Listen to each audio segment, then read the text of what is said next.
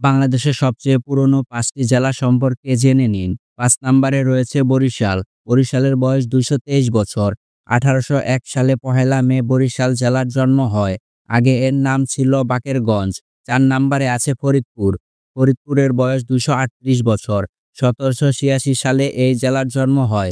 ফরিদপুরের পূর্ব নাম ফতেহাবাদ। পুরনো জেলার তালিকায় ৩ নম্বরে রয়েছে যশোর। যশোরের বয়স ২৩৮ বছর। যশোর আগে রাজ্য ছিল। ১৭৮৬ সালে এটি জেলা হিসেবে প্রতিষ্ঠিত হয়। ২ নম্বরে আছে সিলেট। সিলেটের বয়স ২৫২ বছর। এর প্রাচীন নাম ছিল জালালাবাদ ও ১৭৭২ সালের ১৭ই মার্চ এটি সিলেট জেলা নামে প্রতিষ্ঠিত হয়। বাংলাদেশের সবচেয়ে পুরাতন জেলা চট্টগ্রাম। চট্টগ্রামের বয়স ৩৭৮ বছর। আগে এর নাম ছিল ইসলামাবাদ, যা ১৬৬৬ সালে মুঘল সুবেদার শায়েস্তা খান রেখেছিল। তবে স্থানীয়ভাবে ইসলামাবাদের আরেক নাম ছিল চাটগাঁও। ব্রিটিশরা এই চাটগাঁও নাম থেকেই চট্টগ্রাম নামকরণ করেন।